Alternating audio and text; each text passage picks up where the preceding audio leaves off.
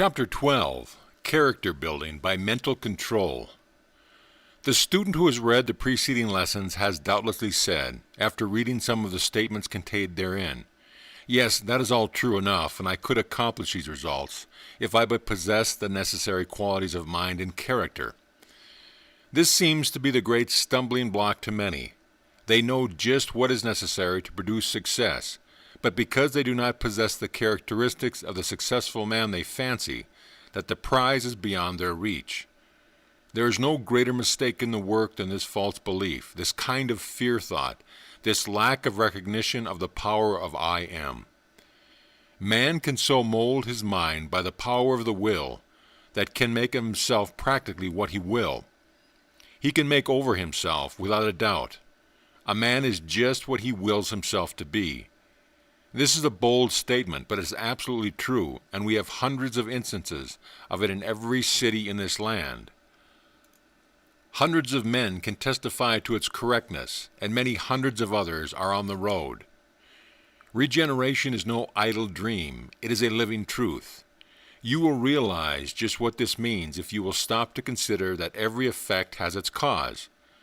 Business success is due to certain qualities of mind, character, or temperament. Of these three qualities, the first is the only real one, as the last two are but the results of the first. Those who have the given qualities produce the given results. Those lacking the said qualities fail to obtain the results.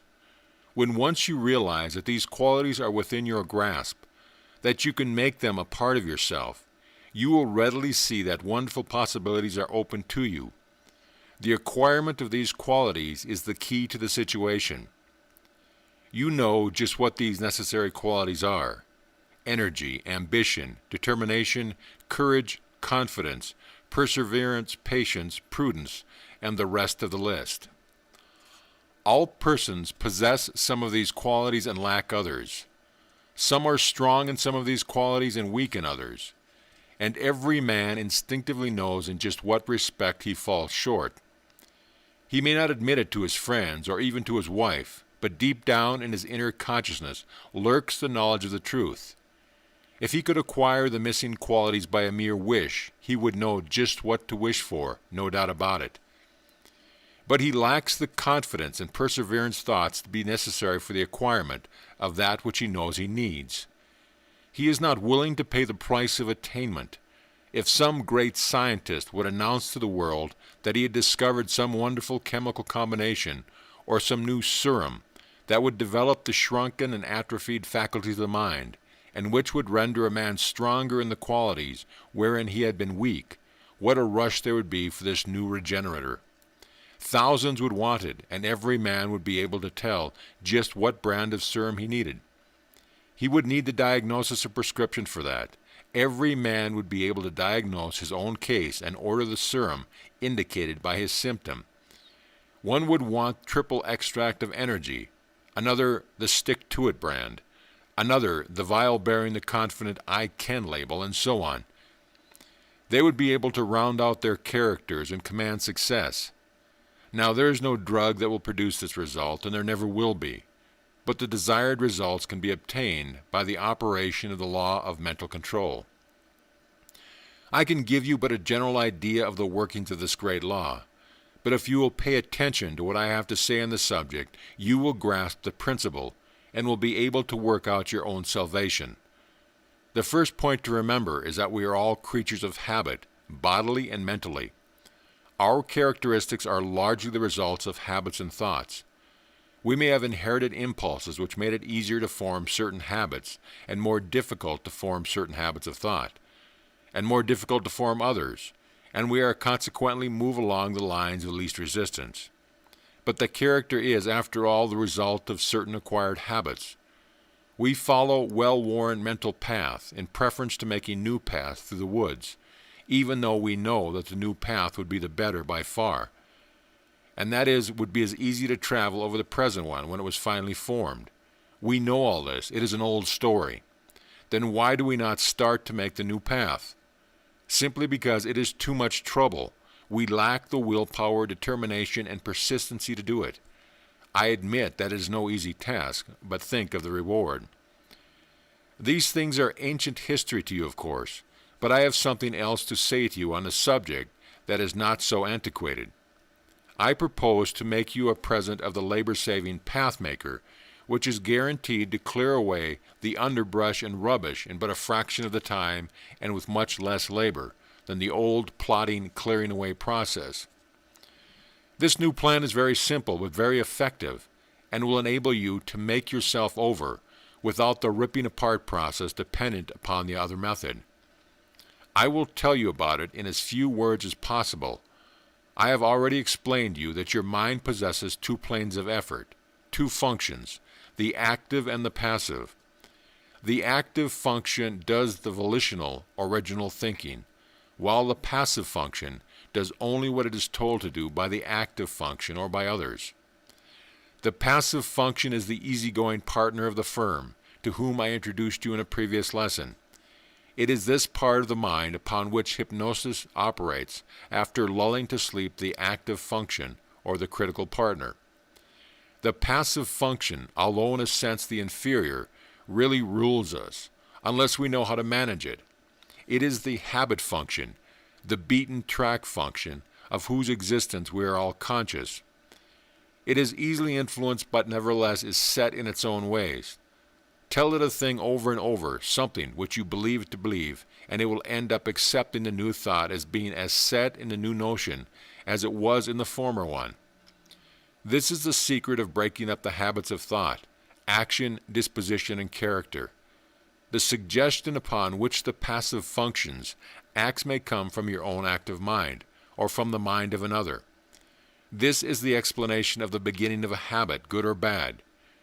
To break up old thought habits and to replace them with new habits of thinking, one or more of the several plans may be used. One may accomplish the results by sheer force of will, another by hypnotic suggestion from an experienced, qualified operator to your passive mind, a fourth by which I will term thought absorption. Breaking up thought habits by sheer force of will is the most difficult task, as most of us know, for we have all tried it. It is a plan by which only the strongest succeed, whilst the weaker are defeated and relinquish their effort, experiencing additional discouragement and despair. We accomplish this result by the strengthening of the will, or more correctly by the strengthening of the active function of the mind by the will, enabling it to step in and simply command the passive function to drop the old thought habit and adopt the new one in its place. It is a magnificent feat, but very difficult of performance. The same result can be obtained by an easier plan. The very habit of making the passive mind more agreeable to the commands of the active function can be acquired by an easier plan of which I speak in this lesson. The second plan, the changing of the thought habit by hypnotic suggestion, has been followed by many with excellent results, provided always that the operator was a proper person, thoroughly understanding his profession, and being fully acquainted with the latest methods of eradicating undesirable thought habits. In this connection, I would say that one should be very careful in whose hands they place themselves for treatment of this sort. One should not trust their case to a person just because that person could give hypnotic suggestion. One would not employ a man as a cashier of a bank just because the applicant could keep books and count money rapidly. The third plan, which of producing the result by autosuggestion is good, especially when accompanied by thought absorption. In autosuggestion, you simply keep on repeating to the passive mind the statement that the new habit exists, ignoring the old one. And the passive mind, although inclined to be a little rebellious at first, will eventually accept what you say as thought. It will adopt the new thought habit as its own thought, just as do some people under like circumstances. Autosuggestion is practically self-hypnosis of the passive mind by the active mind. It is a case of every man his own hypnotist. The third plan, thought absorption, consists in the placing of yourself in a perfectly passive condition, at frequent intervals, and fixing the mind intently upon the idea or mental statement that the new habits exist, picturing yourself by an effort of the imagination as being a man possessed to the desired qualities. You should carry the thought with you continually, Picturing yourself as possessing the desired habit in every leisure moment, day and night, and other ways of acting out the belief. This is purely an action of the passive mind, assisted by the imagination. It seems very simple, but the results which have been attained by it seem little short of miraculous. It is by far the easiest and one of the most effective methods of making over your character. The imagined thing becomes a reality in a comparatively short time, and actions follow close upon the heels of thought. In my opinion, the combination of autosuggestion and thought absorption afford the ideal treatment in character building. If persisted in, it will accomplish the most marked results in a comparatively short space of time, the effect being felt from the very first. Do not pass over this lightly because it seems so simple. It is a secret worth thousands of dollars to you, and one which you would not part with for any money once you've experienced its benefit. I will now give you a brief explanation of the several methods above referred to. Let us take the fear or worry thought habit as an illustration. It affords an excellent illustration of the bad habits of the rest of the bad thought, for it does more to unfit one of the duties of life than all the rest of the bad thoughts combined, and also brings with it the vile brood of miserable weakening thought habits of which is his parent. The man who is torn out by the roots of the vile fear thought, worry thought, has progressed a long distance on the road to freedom. Fear thought never helped anyone and never will, but it has wrecked the careers of thousands of men and women, paralyzing their energies, preventing their progress, enfeebling their minds and diseasing their bodies. We have all felt it, and those of us who have banished it would not return to its thraldom under any consideration. Life is an entirely different thing to the man who has rooted out this noxious weed. He becomes an entirely different order of being. Most of the things we fear never occur, and the few that do occur can be rooted by a bold front aided by the strength, with the absence of fear and worry in parts. The energy and vital force wasted on worry is more than sufficient to enable us to conquer our real troubles when they occur. You remember the tale of the old man on his deathbed giving his son good advice, who said, "John, I have lived 80 years and have had many troubles, the majority of which never occurred." The old man merely voiced the experiences of all men and women who have lived to old age. The moral is obvious. I will suppose that you are a victim to fear thought, and I am very likely correct, and that you are about to try the 4 plans of ridding yourself of it. I will suppose that you will try them in turn, one after the other. You will first try the power of the will, and will say to yourself, "I will not fear. I command fear to depart." This is the heroic remedy. I shall not go into details of this treatment. You know all about it already. You have tried it. You will next try the effect of hypnotic suggestion, and will employ a good suggestionist who will place you in an easy position, cause you to relax every muscle, quiet every nerve, and assume a state of mental calm, and who, having secured your undivided, concentrated attention, will give you strong, repeated suggestions of fearlessness, courage, hopefulness, confidence, etc. The capable suggestionist will study each case closely, and by carefully selected and properly administered suggestion, will plant the seed of the new thought habit with its designated to supplant and crowd out the old one. Splendid results are obtained by this line of treatment. The writer has cured many persons of undesirable thought habits in this way, when they felt that they preferred outside help. He has also used this form of treatment in order to get the patient started on the right mental path, to give him confidence in himself and the efficiency of this form of mental development, and then instructed him in the theory and practice of autosuggestion and thought absorption, leaving him to finish the fight himself. You will then try the power of autosuggestion by constantly repeating to yourself the words, "I am fearless," "I am confident," "I abolished fear," "I fear nothing," etc. These autosuggestions must be made earnestly, just as if you were suggesting to another person, and you must endeavor to live up to them. Let your passive mind see that you believe what you say, and it will have confidence in your statements, and accepting them as correct will act accordingly. And if you go about this practice in good faith and in earnest, you will notice an improvement from the first. You must remember, however, that if the passive mind thrusts a worry thought upon your consciousness, you must double your assertion of fearlessness until the intruder retreats.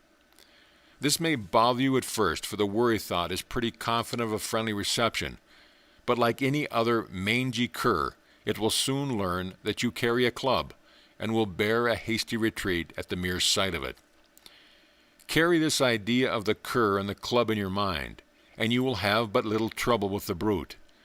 You will learn to despise the worry thought as you do the snarling, snapping cur, and will not hesitate to deal him a good sound back whack when your mental club, provided he stays long enough to be hit.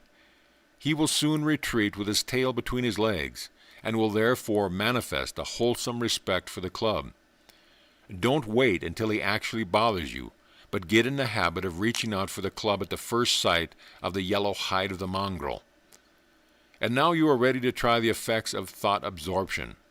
In this case, you place yourself in a suggestible, passive condition, just as you did at the bidding of the suggestionist when you were preparing to give you helpful suggestions. The more passive you become, the better will be the effect. In other words, you relax, let go, and become perfectly passive, bodily and mentally. You thus relieve the active mind from duty, and allow the passive mind to be undisputed control. You then carry the thought of "I am fearless," and others above given calmly and firmly. You also picture yourself on your imagination as being fearless, acting fearlessly, having moral and physical courage, and as driving away the worry mongrel with our mental club. Give your imagination full scope, but hold it down to the desired line of thought. You will find the exercises and concentration most valuable here. You also will carry the thought of fearlessness with you all the time, and endeavor to act the part naturally. I mean it just what I say. Act the part just as does the actor when he assumes a role. The assumed character will soon become more real, and in time will be the real thing with you. After a little practice, it will become second nature to you, and eventually will become your real nature. As I have said before, the combination of thought absorption and autosuggestion forms the ideal treatment in character building. I will close this lesson with a few exercises designed to aid you in thought absorption. Do not forget to practice the concentration exercises, but do not wait to master them before commencing your fight on the fear thought cur. Commence this flight at once. Cut your club today and just lay for the brute. Once you get him out of the way, you will be able to pursue the study of the subject without the annoyance of having him around, howling and yelping at you.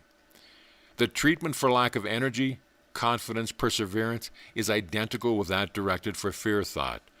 The words of the autosuggestion and affirmation, of course, being altered to suit the particular case. The practice of thought absorption. 1. Find a secure, quiet place as far as possible removed from the scenes and sounds of the outside world. If the ideal conditions cannot be secured, you must content yourself with the best obtainable condition. The idea is to shut out the distracting impression and enable you to be alone with yourself. 2. Place yourself on a couch, bed, or easy chair, obtaining a position of absolute ease and comfort. Relax every muscle. Withdraw the tension from every nerve. Allow yourself to be perfectly limp all over from head to toe. Breathe deeply and slowly, retaining the breath for several moments before expelling it. Continue the deep breathing until a feeling of calm, restful quiet manifests itself. 3. Concentrate your whole attention inwardly upon yourself, shutting out all outside impressions. Concentration exercises will enable you to do this. 4. Having obtained the proper conditions of bodily and mental relaxation, fix your thought firmly, calmly, and steadily upon the word fearless, letting its outwards form sink into your mind as they dive into the wax. Give yourself up to the thought and the word. Then think of the meaning of the word, the characteristics of a person possessing that, etc. 5. Form the mental picture of yourself possessed of the desired quality, acted out in your mind, as in a dream. Think of yourself doing certain things by reasons of the possessions of the woman, you being possessed of a desired quality. In short, indulge in a pleasant daydream, having for its theme your possession of the desired quality. Give your imagination full sway, merely insisting upon it sticking to the text, and it always showing you successful as scenes and occurrences of the dream. Always conclude this dream with a strong impression and thought of, I am. 6. Repeat these exercises as often as possible. It is like the dripping of the water on the stone. The repeated thought takes root and grows rapidly. It is a good plan to practice this exercise when you retire for the night, and also during your waking hours at night, if you have any. The exercise will not keep you from slumber, but will rather tend to induce the desire for sleep. If you feel yourself drooping into doze, do not resist it, as the impression, which you carry with you into sleep, will dwell with you, and will do its work even while you are slumbering.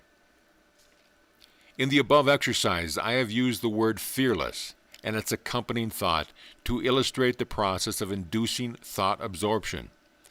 You will understand that you are to use the word expressing the quality of which you are desirous of acquiring. If you wish to rid yourself of an undesirable quality, select the word expressing the opposite thought. For instance, if you are inclined to be indolent, select the word active or energy, etc., and so on. You must remember that when we wish to brighten a room, we do not have to drive out the darkness first. We merely open the blinds and admit the light, and lo, the darkness has departed. Do not bother about the undesirable thought, but concentrate on their opposites, and the positive will neutralize the negative. Do not become discouraged if the results do not come as soon as you would like. Remember, they are sure to come in time. All that you require is repeated practice. The mind can be developed just as can be the muscles, and by the same process, continued practice. You have been given the means of remedying your defects. If you do not avail yourself of its benefits, it is simply because you do not want to. If you have desire strong within you, you will do it. If you lack the strong desire, I cannot help you. If you prefer to sell your glorious birthright of mental control for the mess of pottage of present indulgence, that is your own business. You are your own master. Make of yourself what you will. End of chapter.